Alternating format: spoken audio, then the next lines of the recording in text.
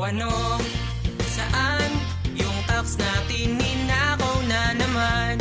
Minsan, mga kurap na sa paligid lang. Ang buhay ay ganyan. Nasa palad nyo ang pagbabago ng takbo. Ganyan ang mangyayari kung hindi makatarungan. Sa dinaming mandurugas ay wala lang din